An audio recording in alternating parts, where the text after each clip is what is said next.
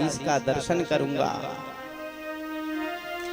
दुबला पतला शरीर है, फटे मैले कपड़े हैं, नंगे पांव हैं और हाथ में एक डंडा लिए हुए हैं, लेकिन अभिमान किसी बात का नहीं है। चले जा रहे हैं, चले जा रहे हैं। सुदामा जी ने, प्यारी बेटी लाडो, तुझे किसानी का कोई इनाम मिल रहा है क्या? मुझे पता है अब तू क्या कहेगी कि इनाम तो तुझे मिलना चाहिए माँ। अरे पर मेरा इनाम तो तू है मेरी बच्ची। बिना बोले मेरी हर परेशानी समझ जाती है। सब ठीक होता है तब भी जांच कराने ले जाती है। देख दौड़ धूप तो लगी रहती है, पर तू अपना ख्याल रखना तो नहीं भूल जाती ना। अरे सगी नहीं तो क्या हुआ, माँ को चिंता तो होती है ना।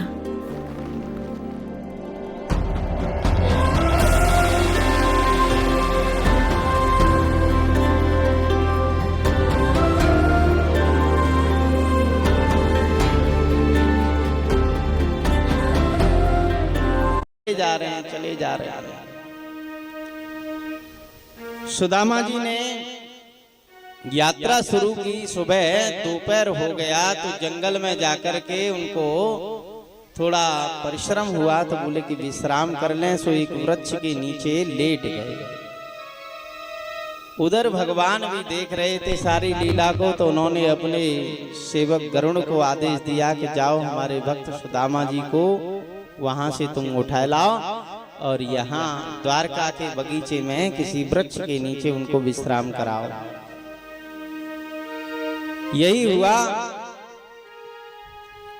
कि द्वारका के बगीचा में आकर के सुदामा जी लेट गए और जब जागे तो देखा कि अरे ये मैं कहाँ आ गया। खड़े हुए, थोड़ी देर आगे चले तो देखा कि बड़ा एक गेट मिला जिस पर लिखा था द्वारिका। तो बोले अरे द्वारका आ गया मैं तो, ये तो भगवान की कृपा है, न जाने कैसे आ गया लेकिन आ गया द्वारका। द्वारका में जब प्रवेश किया तो जैसे यहाँ से कोई पहली बार शहर में जावे और वहाँ 50-50, 60-60 मंजिल ऊंची बिल्डिंगों को देखे तो वो आगे नहीं दिखता है। आगे भी से ठोकर लग जाए, बहुत से गटर में गिर गए चलने के चक्कर में, ऐसे बाजार में ऐसे देखेंगे, बिल्डिंगों को देखते हुए इधर उधर देखते हुए चलते हैं। ऐसे सुदामा जी ने वहाँ बड़ी बड़ी अट्टालिकाएं देखी सोने की और सोचते हैं कि ये तो बहुत विशाल महल है, विशाल राज्य है, द्वारका तो सोने की बनी हुई है। और उनको वहां द्वारका के लोग सभी चकित होकर के देख रहे हैं, क्योंकि ऐसे फटे टूटे कपड़े वाला तो वहां कोई था ही नहीं। वहां तो सब चमक दमक में रहते थे। सब लोग आश्चर्य से सुदामा की ओर देख रहे हैं। तो कुछ लोग बैठ के बातचीत कर रहे थे। सुदामा जी ने कहा कि भैया हमको द्वारकाधीश के पास जाना है। उन्होंने कहा कि बाबा कहाँ से आए हो, लगता है तुम ब्राह्मण हो, यज्ञोपवीत धारण किए हुए हो। सुदामा जी ने कहा कि भैया हमारा नाम सुदामा है और हम कन्हैया के सखा हैं। बचपन में हम गुरुकुल में पढ़े थे और अब हमारा मन करा कि हम अपने मित्र से मिलकर के आवे, तो कन्हैया से मिलने के लिए आए हैं। श्री सुखदेव जी भगवान कहते हैं कि राजन, लोगों ने उनका बड़ा सम्मान किया, सुदामा जी को बैठाया और बोले कि महाराज आप यहाँ थोड़ी देर विश्राम करो और हम अभी द्वारकाधीश के पास में सूचना पहुंचाते हैं। सुदामा जी सोचते हैं कि यहाँ ये सब द्वारकाधीश कह रहे हैं, पता नहीं द्वारकाधीश हमसे मिलेंगे कि नहीं मिलेंगे। और वो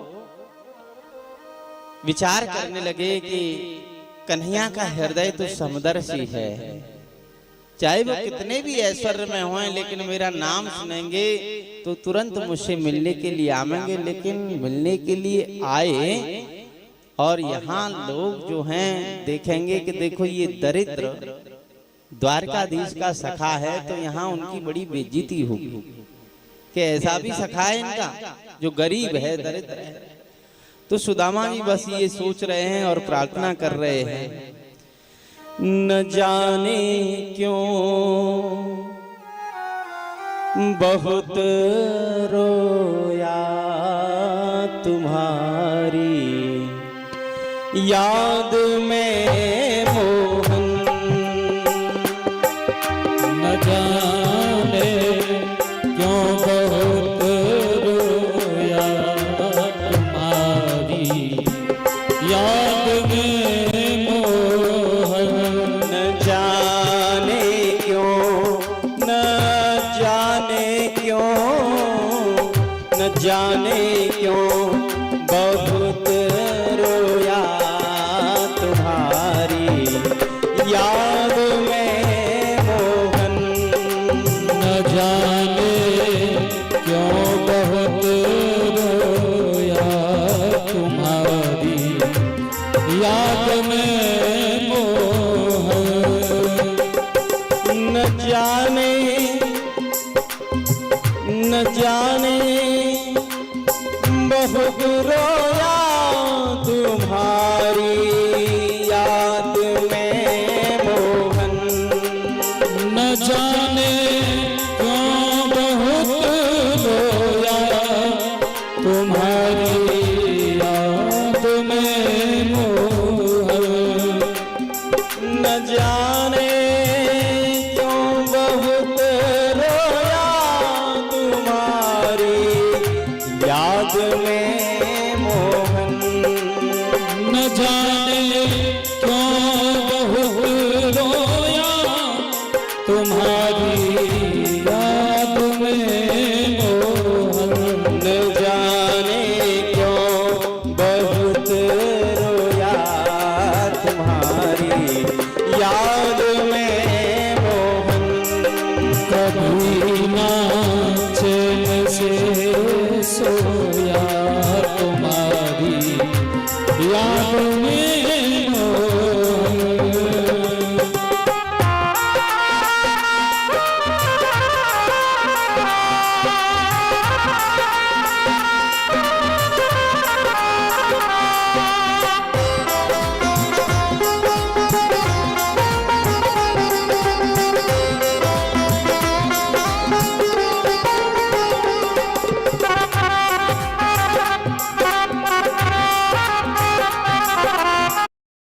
Here's a look at my week on Facebook Gaming.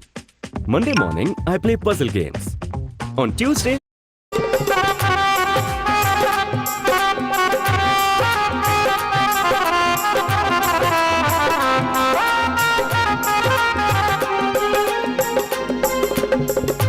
न तुम पूजा से मिल पाते, न हम कोई पुण्य कर पाते,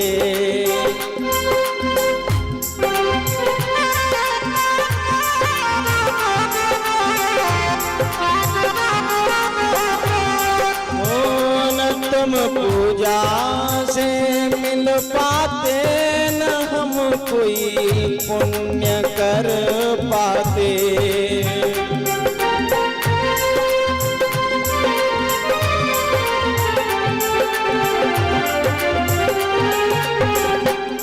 मैं गठरी पाप की ढोया तुम्हारी याद में मोहन, न जाने क्यों बहुत रोया तुम्हारी याद में मोहन, न जाने क्यों, न जाने क्यों बहुत रोया तुम्हारी याद में मोहन।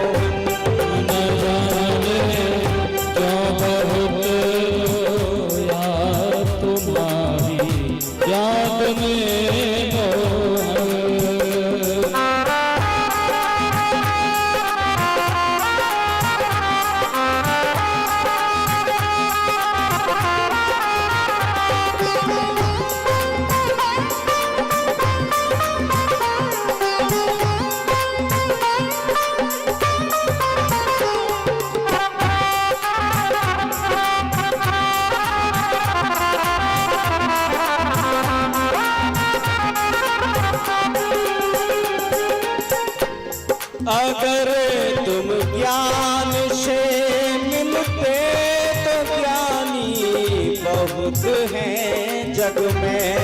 अगर तुम ज्ञान से मिलते तो ज्ञान बहुत जग में। अगर तुम ज्ञान से मिलते तो ज्ञानी बहुत हैं जग में। मिले उसको मिले उसको मिले उसको जो जग खोया तुम्हारी याद में मोहन। न जाने कब रोया तुम्हारी याद में मोहन।